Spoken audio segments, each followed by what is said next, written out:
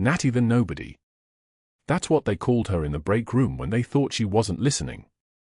That's what Dr. Ashford called her when he said it loud enough for the entire trauma bay to hear. They didn't know she'd held arterial bleeds closed under mortar fire in Helmand province. They didn't know her hands had performed a field thoracotomy with a combat knife on a SEAL whose name she still didn't speak aloud 20 years later. Oak Creek Memorial had no idea who was restocking their suture kits at 6:48 a.m. on a Tuesday.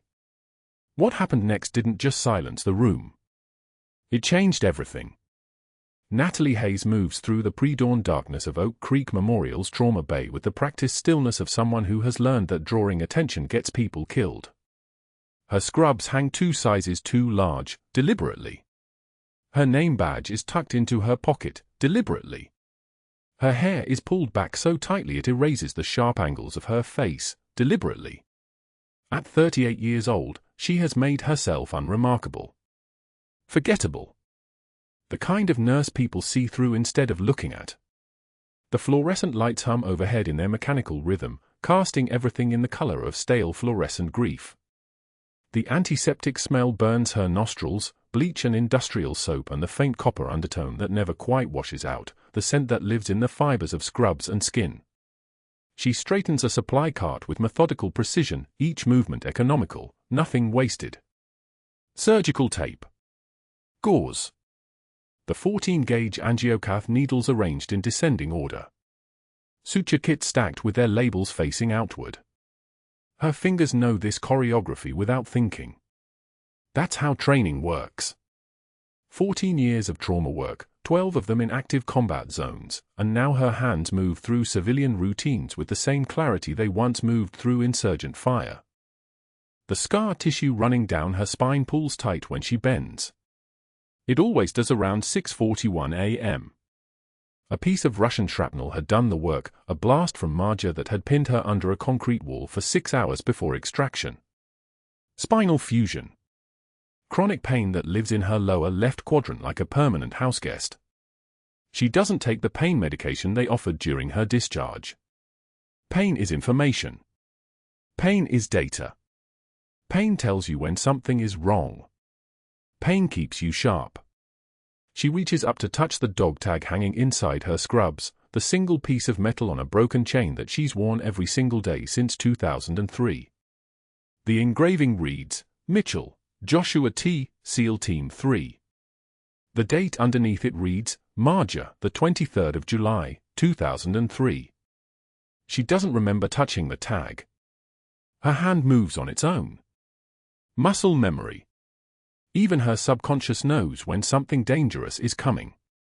Dr. Ashford strides into the trauma bay at 6:51 a.m., 3 minutes before his official shift, which means he's already been in the hospital for 40 minutes. That's his pattern.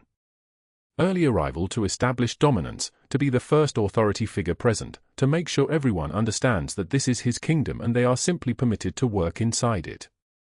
He's 46 years old with the kind of face that expensive schools and expensive suits have been protecting his entire life.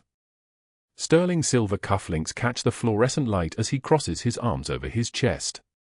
His eyes move across the trauma bay, the equipment, the staff assignments, the efficiency metrics displayed on the whiteboard, and then they land on Natalie, restocking the third supply cabinet, her movements so quiet they generate no sound.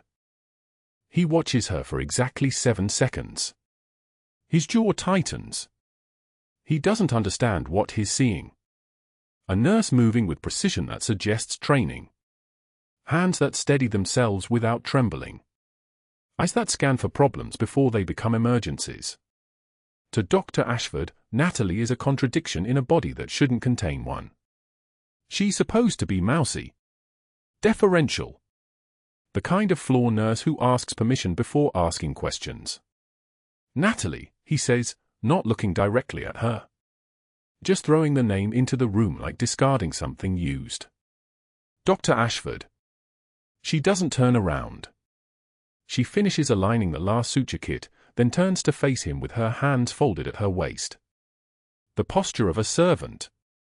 It takes her 3 seconds to arrange her face into the expression of someone who has never seen combat, never held a dying friend, never had to choose between her own survival and someone else's. The supply requisition for 4 pumps came back denied. Again. He says it like it's her fault. Like she decided the budget. Like she controlled whether equipment arrived or didn't arrive. I need those by end of shift. See what you can do. I'll check with procurement. Her voice is quiet. Smaller than her body should allow. This is the voice that works. This is the voice that makes her invisible. He turns away without responding, already moving toward the physician station, and Natalie watches him go with the stillness of a predator that has learned patience. She's good at patience. She's spent 20 years becoming very good at patience. By 7:15 a.m., the rest of the day's shift arrives in pieces. The phlebotomist. The respiratory therapist. The other nurses, Rachel and Jennifer and Marcus, who move through the trauma bay with the ease of people who have never learned that hospitals can turn into war zones in 7 seconds. They talk about their weekend plans. Rachel mentions her daughter's soccer tournament. Marcus complains about the parking garage. Jennifer pours coffee from a thermos and settles into her chair at the nurse's station. They are good people. Good nurses. People who will live their entire lives without understanding that Natalie is something different. Something forged in a place with a different kind of fire.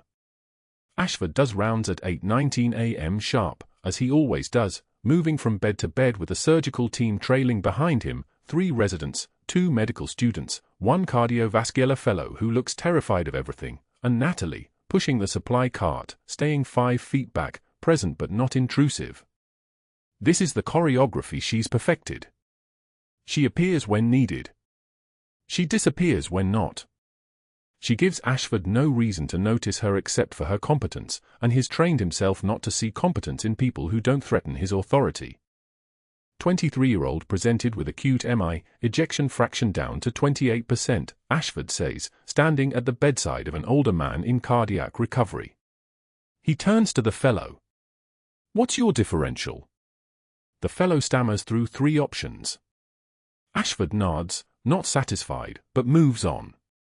He doesn't ask the nurses what they've observed. He never does. The residents make note of labs. The students observe. The doctors decide. This is the hierarchy. Natalie watches a patient's oxygen saturation drop by 2 points on the monitor behind Ashford's head, and she makes a note of it, filing the information away. By noon, that patient will need a higher oxygen concentration. By 3 p.m., he'll probably need a chest X-ray. She could tell Ashford this now. She could speak up during rounds. She could say something that would save 4 hours of time and reduce patient risk. She says nothing. Silence is the currency of people with reasons to remain hidden. By 10:22 a.m., the energy in Oak Creek Memorial has shifted. There's a buzz in the hallways, the kind of static electricity that means something is coming. The emergency department has received a notification. Something big. Something that makes the charge nurse start assigning beds and the respiratory team move into position. Natalie hears it through the grapevine of nurses' gossip, the whispered conversations that happen in the hallway outside of patient rooms. Military transport, Rachel says, her eyes wide with that mix of excitement and dread that comes from trauma that looks important. Multiple GSWs. They said gunshot wounds, like plural. From where? Jennifer asks. Marjah. The name hits Natalie in the spine like a physical blow. She's standing 3 feet away, holding a fresh box of sterile gloves, and her hand goes very still. Marjah. The place where her spine got shredded. The place where Joshua Mitchell died because she couldn't hold him together long enough. The place that lives in the part of her brain she doesn't allow herself to visit during daylight hours. That's bad, Marcus says. Marjah was bad. That's Taliban territory. Navy SEAL, Rachel whispers, as if SEAL team operators exist in a different universe than regular people. Maybe they do. Maybe combat changed them in ways that make them permanently different. Natalie would know. She's one of them, technically. Medically discharged Major Natalie Hayes, 20th Special Forces Group, attached to SEAL Team 3 Charlie Platoon. She has the discharge papers in a lockbox at home and a full psychiatric evaluation that says she's emotionally unstable and unsuitable for military service. That evaluation is also technically accurate. The hallway suddenly goes quiet. Footsteps move past, not running, never running, but with that specific purpose-driven rhythm that means someone very important is moving through space. Natalie looks up and sees Dr. Ashford walking past with his phone to his ear, his expression already shifting into the performance he does for serious cases. The trauma surgeon who saves lives. The authority figure who makes the critical decisions. "I don't care what the mission report says, I want an independent workup," he's saying into the phone. These cases can be complicated. Natalie watches him round the corner. Something in his word choice sits wrong. Complicated. Not dangerous or urgent or critical. Complicated. A word that suggests he already knows something that doesn't fit the official narrative. She sets down the box of gloves and walks to the nearest supply closet, the one with the broken lock that everyone forgets about, and she pulls out her personal phone from her locker, the old, battered thing that barely holds a charge, government-issued and government-encrypted and connected to a direct Pentagon line that she's only supposed to use in circumstances where the alternative is national security compromise. She doesn't make the call. Not yet. But she inputs the confirmation code and waits to see if the connection still works. The screen lights up green. Secure. The line is still active. They never deactivate it, even for medically discharged officers. Just in case. Natalie pockets the phone and returns to her supply cart. She has 12 minutes before the SEAL arrives, and she needs every one of them to arrange her face back into the expression of someone who has never killed anyone, never watched friends die, never held human organs in her hands trying to keep them inside the body they belong to. The fluorescent lights hum their mechanical rhythm. The antiseptic smell burns her nostrils. And somewhere in the San Diego morning, a helicopter carrying a Navy SEAL with 9 bullet wounds is getting closer. What happened in the next 4 hours would unravel the careful invisibility Natalie Hayes had spent 20 years constructing. But she didn't know that yet. The gurney crashed through the trauma bay doors at 2:33 p.m., and the Navy SEAL on it was drowning in his own blood. 9 bullet wounds. 3 entry points along his left side, 4 across his abdomen, 2 through his right shoulder. The pool beneath him spread like spilled wine across white gauze, and the attending physician, a resident named Cardona, froze. Just froze. Hands hovering. Eyes wide. Calculating something that never came. Natalie moved before the thought finished forming in her brain. Muscle memory took over. Her hands were already reaching for trauma shears, already cutting away the blood-soaked tactical vest, already counting entry wounds by the color and angle of the trauma.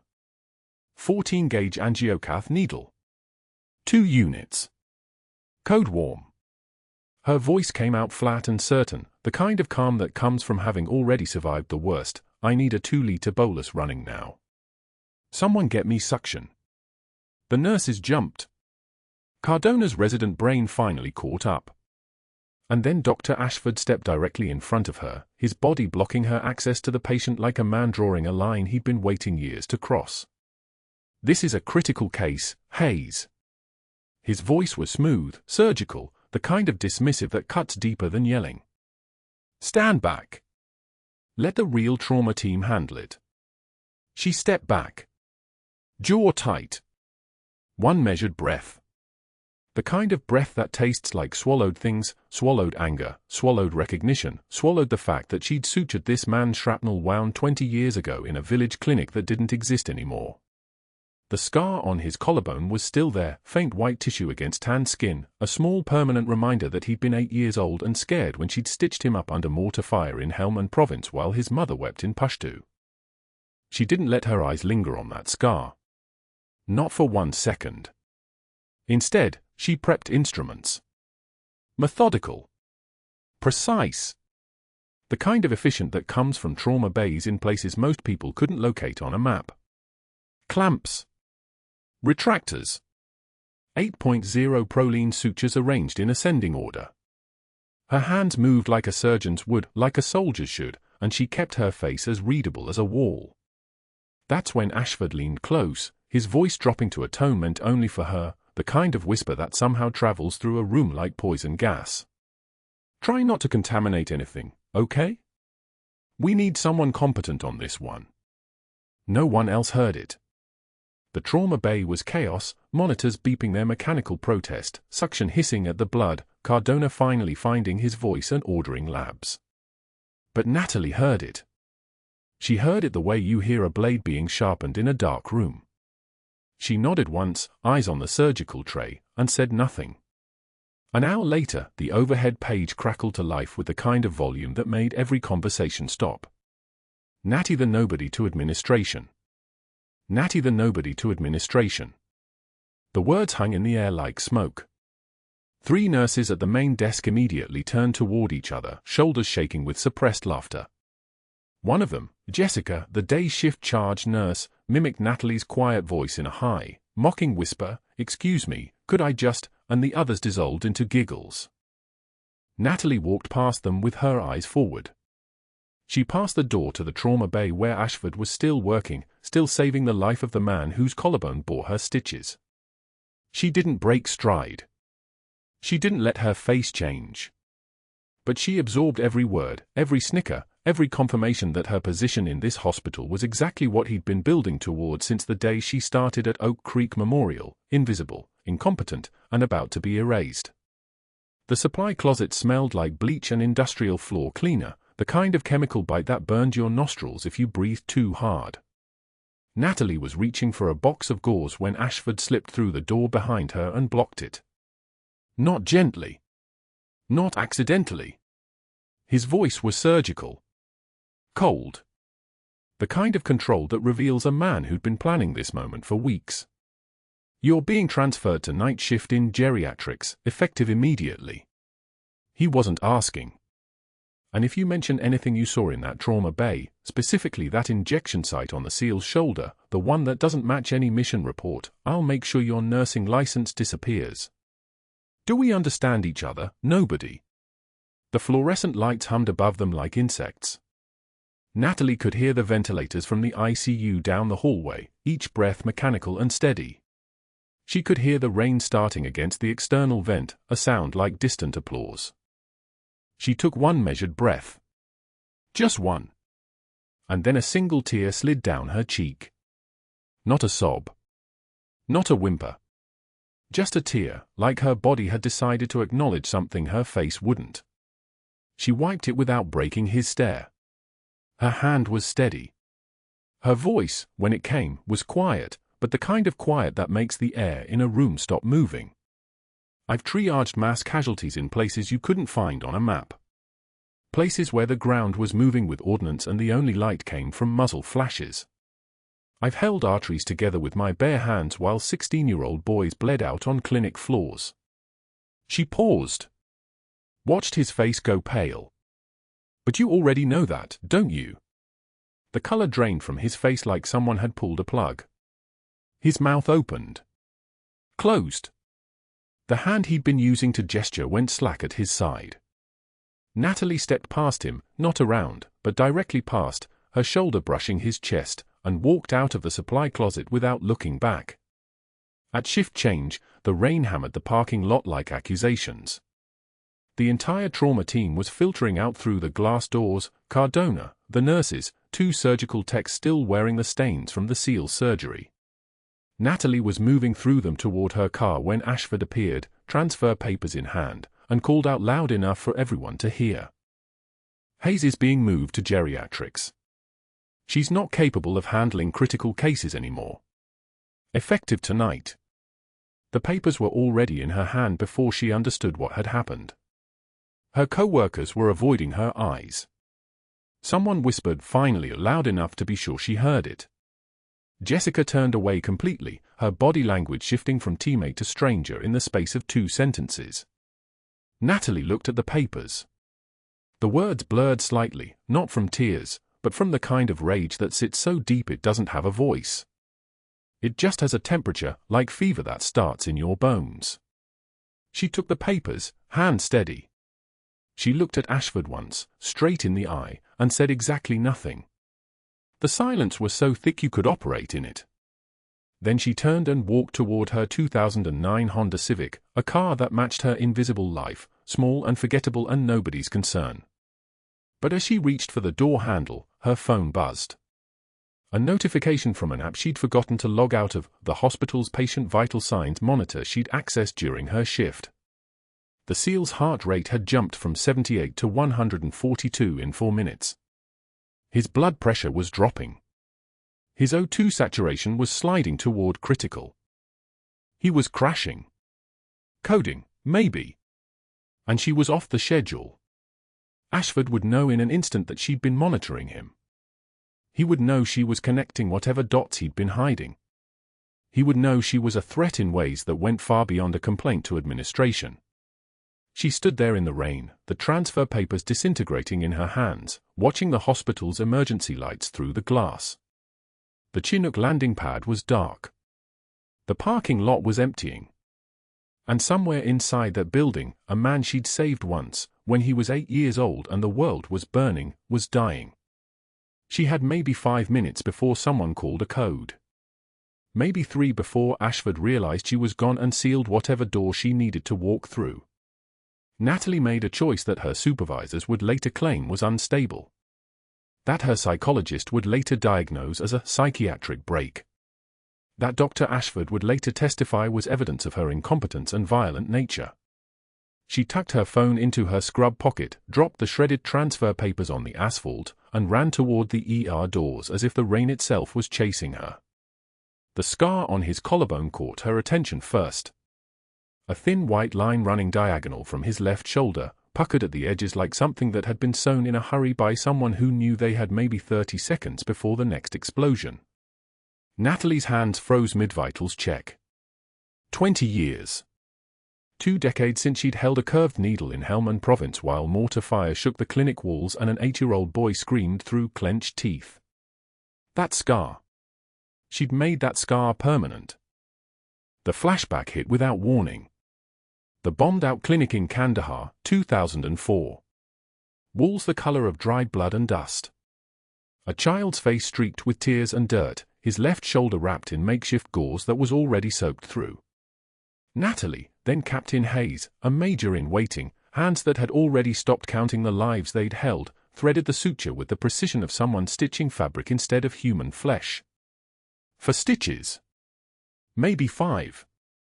The boy's grandmother knelt beside them, praying in Pashto, her fingers digging into Natalie's sleeve as the building shook. Boom. The windows rattled. The needle didn't shake. Natalie's hands never shook. Not then. Not ever. She'd tied off the final knot and looked the boy in the eyes and told him in English he didn't understand but somehow believed, "You're going to be fine. You're going to live a whole life." Now he was here. Same scar. Different name on the chart. Different uniform on his body, Navy SEAL instead of scared child. And his vital signs were tanking. The monitor alarm started as a whisper, then became a shriek. The ICU night staff froze. For nurses, all watching the flat line crawl across the screen like a diagnosis of the end. Natalie moved before conscious thought took over. Her feet were moving. Her hands were reaching for the crash cart. The ventilator wheezed its mechanical rhythm, indifferent to the fact that a heart had just stopped doing its only job. "Hayes, what are you doing?" Ashford's voice cracked like rifle fire from the doorway. He'd been somewhere else in the hospital, somewhere safer, and now he was here because God apparently still maintained a sense of timing. "You're not authorized to be present." "Security, get her." Natalie didn't hear the rest. Her hands had already grabbed the scalpel from the crash cart.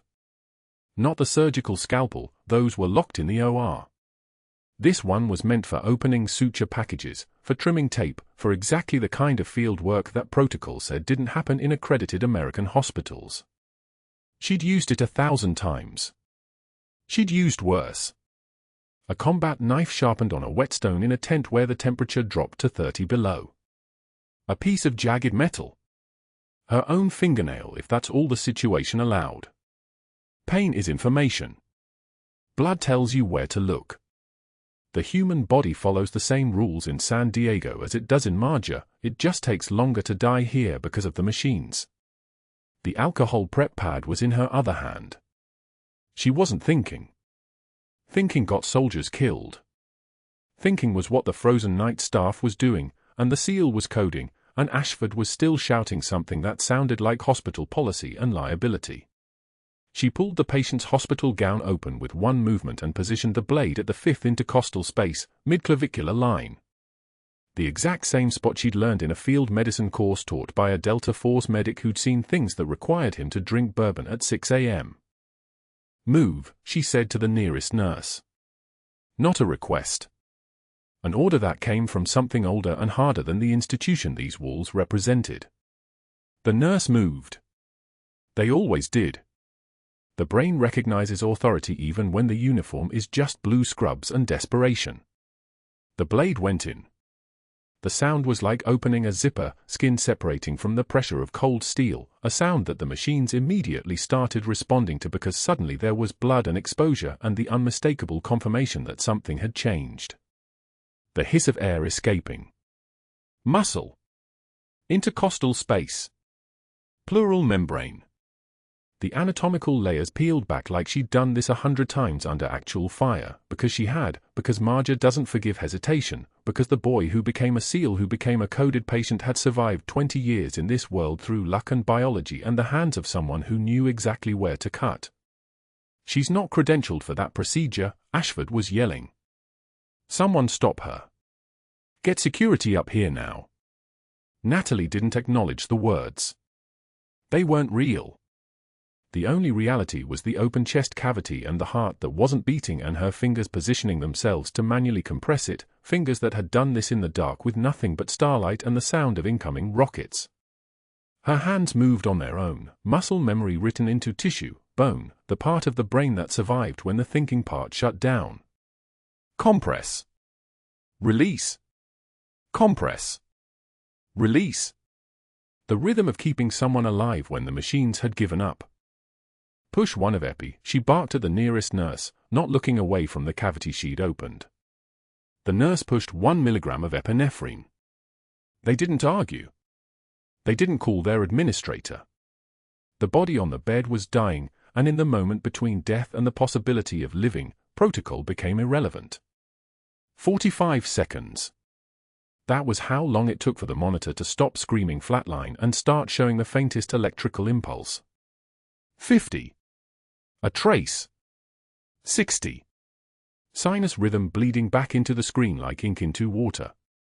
The heart wasn't contracting on its own yet, but the electricity was returning, and electricity could be convinced. Electricity could be negotiated with. "Get me the paddles," Natalie said. Not asked. The crash cart was a foot away. Someone handed her the defibrillator pads. She positioned them and hit the button and the SEAL's whole body convulsed upward off the bed, muscle against gravity against the sudden voltage, and when it settled, when everything settled, the monitor was showing something that wasn't flatline. Something that looked like a rhythm. Something that looked like life deciding to stick around for another day. Natalie's hands were covered in blood. Not trembling. Not racing. Just covered in blood, which is what hands looked like when they'd just opened someone's chest cavity. She taped the endotracheal tube more securely. Checked the 4 lines. The monitor climbed toward something approximating normal. 104 beats per minute. High, but alive.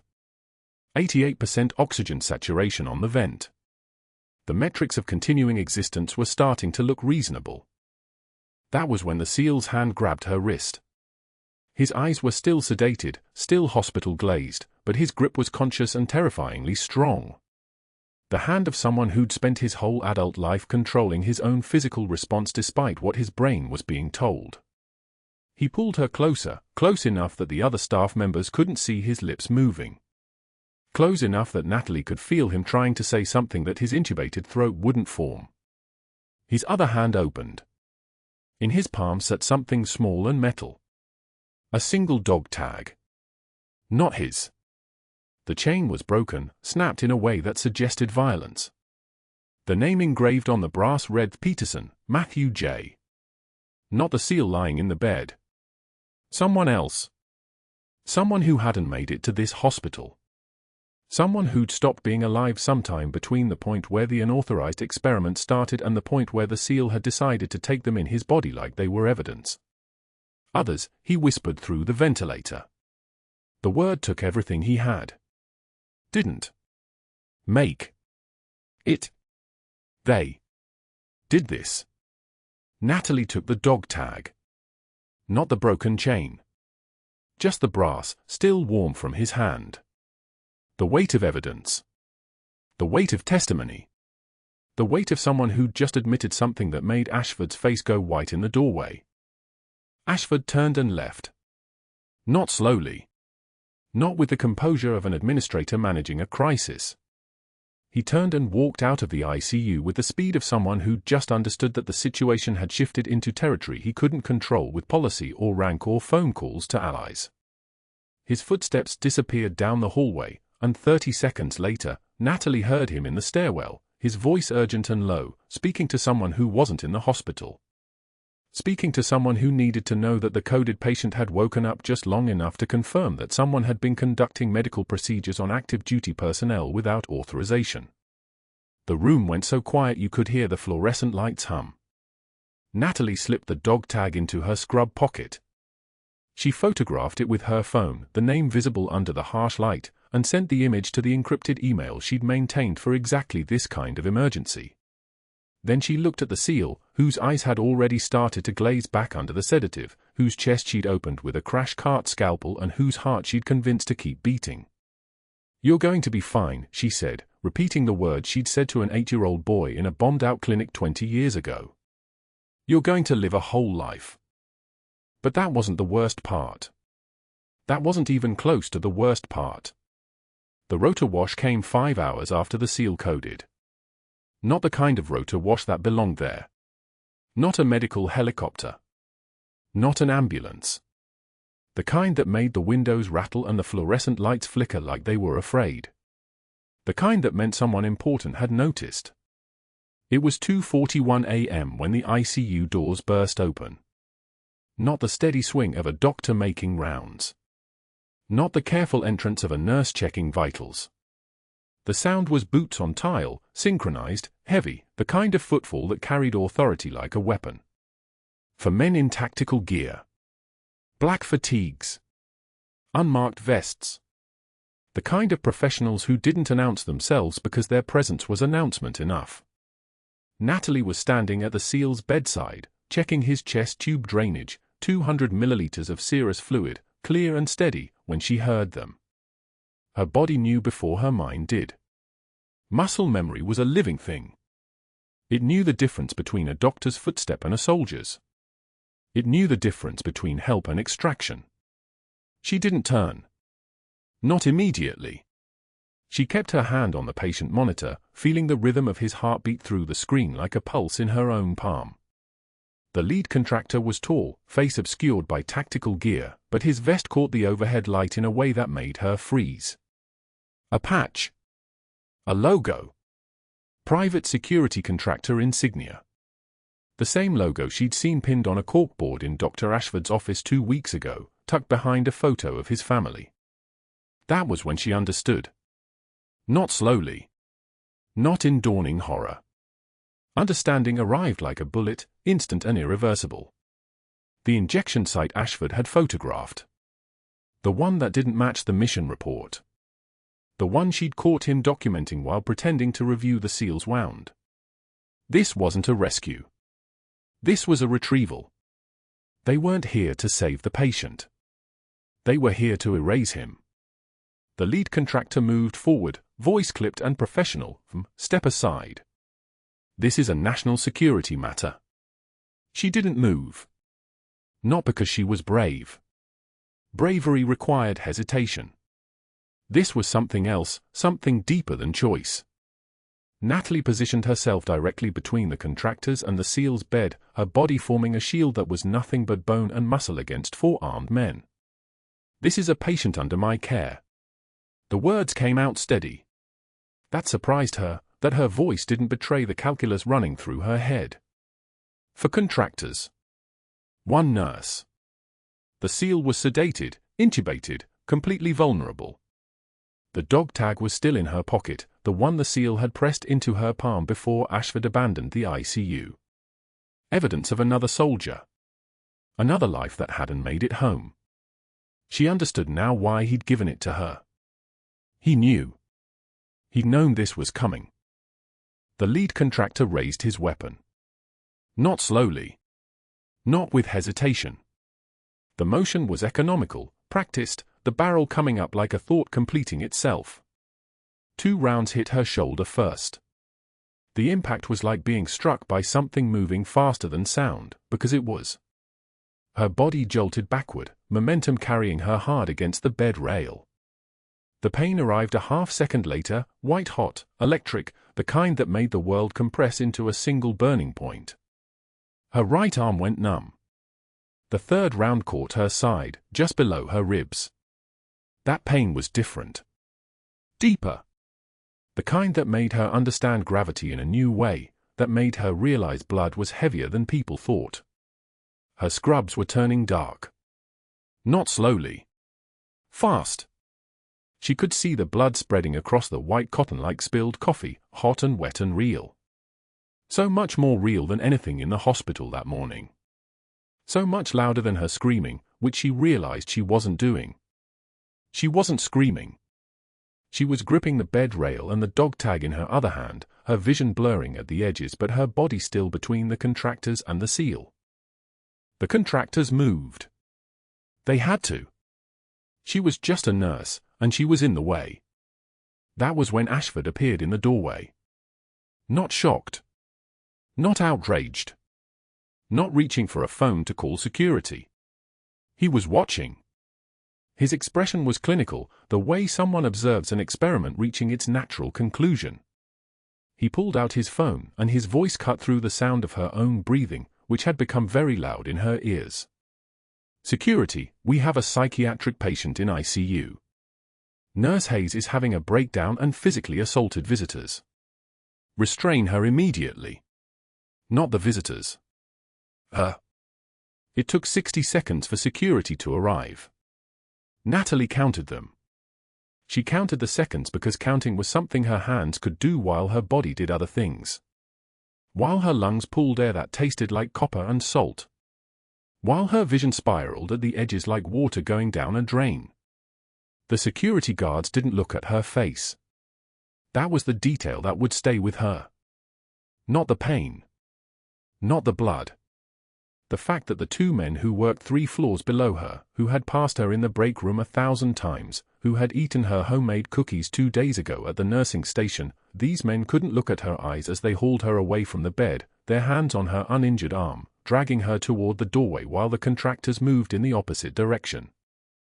She saw the seal's face for one final second. His eyes were open. His eyes were screaming what his intubated throat couldn't. His hand was reaching toward her, toward the dog tag she still held, and then the doorframe blocked her view and he was gone. They took her to the ER. The same ER where she'd worked for 4 years. The same ER where Dr. Chen and Nurse Marcus and the entire night shift knew her name, or had known it before this moment. Nobody met her eyes. The bullet wound in her shoulder was treated with the kind of efficiency that suggested everyone understood she wasn't quite a patient anymore. Not quite a person. A problem that needed to be solved and documented. 2 rounds through the deltoid. 1 round through the external oblique. No arterial damage. Lucky. That's what Dr. Chen said, his voice very quiet. You were lucky. She almost laughed. Lucky. As if luck had anything to do with where a bullet traveled through living tissue. They bandaged her. They gave her something for pain that made the world fuzzy at its edges, which was exactly what she needed. Then they walked her to the administrator's office as dawn broke across San Diego, rain beginning to fall on the parking lot like it was washing something away. The administrator sat behind his desk. Ashford sat beside him, looking calm, looking like a man who had just completed a difficult procedure successfully. There was a stack of papers on the desk. Natalie recognized them. Termination paperwork. Her name on the first page. Nurse Hayes, the administrator began, his voice the careful tone of someone delivering bad news that he'd practiced. We have received multiple accounts of your behavior last night. Physical assault on hospital visitors. Paranoid accusations. Violation of patient confidentiality protocols regarding classified military matters. He slid the papers across the desk. Dr. Ashford has documented everything. We have no choice but to terminate your employment effective immediately. Psychiatric breakdown and assault. Security will escort you out. She signed the papers with a shaking hand. That surprised her, that her hand was shaking.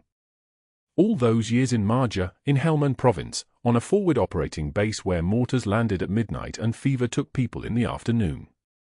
All those years of holding a scalpel steady while artillery shook the earth.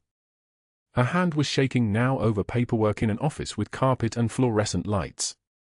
They put her belongings in a cardboard box. The cracked mug that said "World's Okayest Nurse." A succulent that had been dying for 3 months and would be dead by morning. A photograph from her medic team in Kandahar, 12 faces in desert camouflage, and 5 of those faces had black excess through them, scratched in with a Sharpie over the years as reports came in. Confirmed KIA. Gone. Removed from the world as efficiently as a seal could be removed from a hospital bed. She sat at the bus stop in the rain, the box under one arm, the dog tag in her pocket like a piece of her own heart that someone had cut out and left her to carry. Blood seeped through the fresh bandage on her shoulder. She'd applied it herself in the hospital bathroom before they escorted her out. Muscle memory. Hands that had sutured arteries in the dark. Hands that had held a chest open and pushed blood through chambers while mortars landed outside. Hands that could still work even when the body attached to them was breaking. Her phone buzzed. Unknown number. She almost didn't answer. Something told her to answer. The seal is gone. So is the evidence. You should have stayed quiet, Major. The line went dead. Rain hammered the cardboard box, soaking the termination papers, turning the ink into watercolor. She sat there for what might have been minutes or hours, time had become negotiable, and stared at the hospital where she'd worked for years. The lights were still on. Inside, doctors were making rounds. Patients were being admitted and discharged and dying on schedule. The world was continuing because that's what worlds did. They continued. But that wasn't the worst part. That wasn't even close to the worst part. The sound came from above the rain. A different kind of sound. A mechanical rhythm that made every bird in the parking lot scatter at once. The rotor wash of something much larger than a helicopter. Something official. Something that arrived when someone made a call to someone who actually had authority. The Chinook descended through the rain at exactly noon. The Chinook descended through the rain at exactly noon, rotor wash hammering the parking lot like artillery, scattering her termination papers across the wet pavement like confetti at a funeral. Natalie sat at the bus stop 3 blocks away, rain soaking through her civilian clothes, through the bandages she'd wrapped around her shoulder and ribs with gauze from the ER supply closet at 4 in the morning when no one was watching. The bus was late. Of course it was late. Everything about this day had the weight of a collapsed operation, the kind where half your team doesn't come home and the other half pretends it never happened. The cardboard box sat at her feet, still smelling like printer paper and institutional regret. Inside, a cracked mug that said "World's Okayest Nurse" in faded letters. Someone had given it to her 3 years ago as a joke, not knowing it was the closest thing to a compliment she'd ever receive at Oak Creek Memorial. A dying succulent, brown and curled, pulled from her locker by someone who thought she was leaving voluntarily. A photograph from Kandahar, 2003, her medic team arranged in the mess tent, 16 faces arranged like a prayer. Except now 5 of those faces were crossed out with permanent marker. Time. War. The cost of keeping score. The photograph had been in her locker the entire time she'd worked at the hospital. No one had ever asked who those people were. She reached into her jacket pocket and pulled out the dog tag, the one the SEAL had pressed into her palm in the ICU before the contractors came through the doors like a breach team executing a raid. The chain was broken, snapped when the second bullet tore through her shoulder. The tag was stamped with a name she didn't recognize. PFC Michael Chen. Service number. Blood type. Religion, Baptist. And on the reverse side, scratched into the metal in crude letters, "Tell Nat I'm sorry." The SEAL, his name was Marcus Webb, had been carrying the weight of a dead friend for 18 months, waiting for someone in his unit to actually listen. She'd listened. And for that, someone had tried to erase her. The rain fell harder. Her wounds had started bleeding again about an hour ago. She could feel it soaking through the gauze under her jacket, warm and persistent, the way blood always seeps through hastily applied bandages. Pain was data. Blood loss at this rate meant she'd need actual hospital care within 4 hours, and there was no way she could go back to Oak Creek Memorial, not after the administrator had handed her the box at 6 in the morning and announced to the entire staff that Marjah Hayes had experienced a psychiatric breakdown and physical altercation with visitors. The news would be out by now. Hospitals were gossip engines disguised as healing facilities. Every nurse in San Diego knew her name, and not the way she'd hoped. The fluorescent lights of the bus shelter buzzed overhead, attracting moths that spiraled in patterns that looked almost like mercy. She was so tired. The kind of tired that came from holding a field hospital together for 16 hours under mortar fire, except this time she wasn't under fire. This time she was just sitting at a bus stop in civilian clothes with a gunshot wound and a cardboard box.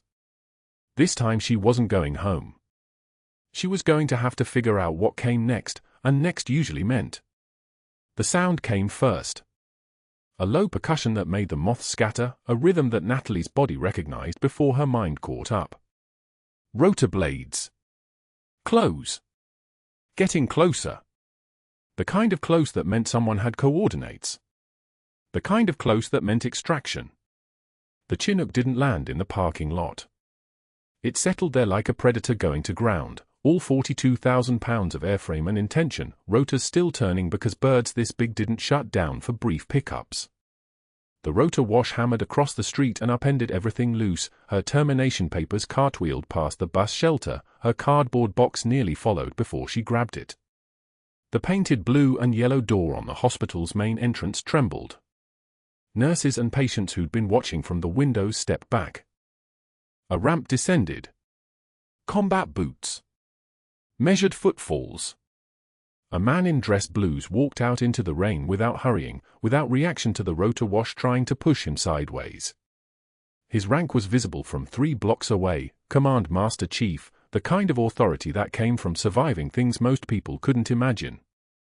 Behind him came 2 more figures in service dress, one with captain's bars, one with insignia Natalie recognized as FBI. The Command Master Chief strode through the hospital's main doors like he owned them. His voice cut through the rotors and the rain and the sound of shocked nurses freezing mid-step. "Where is Major Natalie Hayes?" The words hung in the air like a breach charge. Not where is the nurse. Not where is the patient advocate. Major. The rank she'd earned in 2004 and carried for 16 years before deciding to disappear into a trauma bay in San Diego like she was nobody at all. The entire ER went silent, the kind of silence that happens when someone speaks a name people didn't know they were listening for. Inside the ICU, Marcus Webb opened his eyes. He'd been sedated through the night, through the surgery that stopped his internal bleeding, through the pain that would have kept him awake if the medication hadn't been so precise. His chest hurt. His left side was wrapped in bandages that smelled like antiseptic and hope. But his eyes focused on the doors when he heard that voice, and he saw her a moment later, standing in the hallway in bloodstained civilian clothes, her hair wet from the rain, the box still clutched against her ribs like evidence. "Major," Webb said. His voice was still hoarse from the breathing tube. His hands trembled as he reached for the bedrail. "You saved me twice." Natalie didn't move. She didn't flinch. She didn't cry. She simply looked at him with the steady eyes of someone who'd made promises in languages most people didn't speak and was about to have them kept for her. The Pentagon official opened a classified file right there in the ICU, rain dripping off his dress uniform onto the papers. His voice was precise, official, the kind of voice used for readings that change things. Major Natalie Hayes, Special Operations Combat Medic, citations for valor in combat, 2 silver stars, recipient of the Defense Superior Service Medal. He paused. Medical discharge, 2005, disability related to service-connected injury. He looked up from the file. You were medically retired from active service 16 years ago and have been working in civilian nursing without disclosing your rank or service record to a single employer. The Command Master Chief's voice was quieter now, but it carried farther. Major Hayes held a field hospital alone in Marjah for 16 hours under sustained enemy fire in 2003.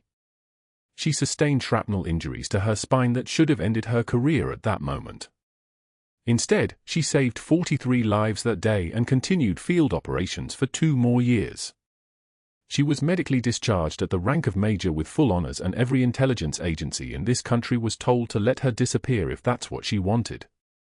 Dr. Ashford stood frozen at the far end of the ICU. He was already reaching for his phone, already reaching for the delete button on a call log that would disappear in seconds. But the FBI agent was already moving, already extending a hand, already speaking the words that would end everything. Dr. Ashford, you're under arrest for conducting unauthorized medical trials on active duty personnel, conspiracy to obstruct a federal investigation, and accessory to attempted murder. Anything you say. You don't understand, Ashford was already saying, already lying. This was sanctioned research. I have documentation. I have approval from the DoD. You have 12 active duty SEALs who developed unexplained neurological symptoms after you administered injections that were never approved by any military medical board, the FBI agent said. You have financial records showing payments from a private military contractor totaling $480,000. And you have these. They brought them in on tablets. Deleted emails that had been recovered. A hard drive that contained everything. And then they played the audio, Ashford's own voice, recorded during a phone call he'd made in his office. The Hayes woman saw the injection site. Neutralize her credibility before she connects it to the other cases. The room went so quiet you could hear the ventilator breathing for another patient 3 beds down. A Marine with a prosthetic leg and a captain's rank in the IT division stood with the tablet, waiting for the moment to hit hardest. He played the security footage next. Crystal clear. Ashford at his desk, nodding when a contractor asked about removing the witness. Ashford in the ICU doorway, watching Natalie get shot, watching her collapse, and then ordering hospital security to restrain her instead of calling for backup. Ashford's face went the color of old gauze. His attorney appeared from nowhere and told him not to speak, but the evidence was already speaking, and it was screaming. The news vans were outside within 30 minutes. Reporters shouted questions that Natalie didn't hear because she was being escorted to the hospital's administrative office to give her statement to the FBI, and because the Command Master Chief was walking beside her like he'd been assigned to that specific task by someone important enough to reassign Navy personnel at will. Because somewhere upstairs, the hospital board was convening an emergency meeting. Because by the time the rain stopped, Dr. Ashford's medical license was being stripped, criminal charges were being filed, and the private military contractor was getting a visit from federal agents carrying warrants. Natalie's wounds were treated in the ER by the same nurses who'd avoided her eyes when she came in bleeding. They didn't avoid her eyes this time. They worked quietly, efficiently, with the kind of respect reserved for people who've actually done something that mattered. Someone brought her a clean shirt. Someone else brought coffee, hot enough to sting her palms. Webb was wheeled past her bed on his way to recovery. He reached out as he passed, and she took his hand for exactly 1 second, long enough for him to feel that she was still there, still real, not just a ghost that had haunted the hospital for months. 6 months later, Major Natalie Hayes stood at a podium at Walter Reed Medical Center in dress blues with her rank fully displayed, speaking to a room full of trauma surgeons about combat medical protocols. The SEAL's dog tag hung beside her own on a chain around her neck, caught the fluorescent light when she moved.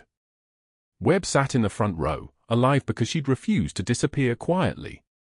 Behind them both, photographs of the 12 SEALs who survived because the unauthorized trials were exposed and stopped, because an IT specialist who was also a Marine had saved the evidence, because one nurse had chosen courage over compliance. A young nurse approached after the briefing, nervous, fidgeting with her name badge. "I'm deploying next month. Any advice?" Natalie touched the dog tags at her chest. "Your value isn't measured by who sees it. It's measured by who needs it when everything falls apart. Be that person." That evening, she went back to Oak Creek Memorial. The staff stood as she walked through the ER, some saluting, others simply nodding. The administrator approached with a hand extended. "Major Hayes, we'd like to discuss bringing you back in a leadership position." She walked past him without breaking stride. At the security desk, Ashford sat checking in hospital visitors, his name tag bright and new, his eyes fixed on the computer screen. He was the hospital's night security guard now. The hospital's nobody, watching people who mattered come and go. Natalie didn't look at him. He didn't look at her. Some silences are more powerful than any sound. Outside, the Chinook waited on the landing pad, its rotors already turning. As she climbed aboard, someone handed her a flight helmet with her call sign stenciled on the side in bright white letters, Guardian. The crew chief smiled. "Welcome home, Major." The helicopter lifted away from Oak Creek Memorial as the sun went down, and Natalie Hayes looked back at the hospital where they called her nobody, then up at the sky where she'd always belonged. Sometimes the bravest warriors carry stethoscopes, not guns. If you're enjoying the story so far, hit that like button. And I'd love to know, drop a comment telling us where you're watching from.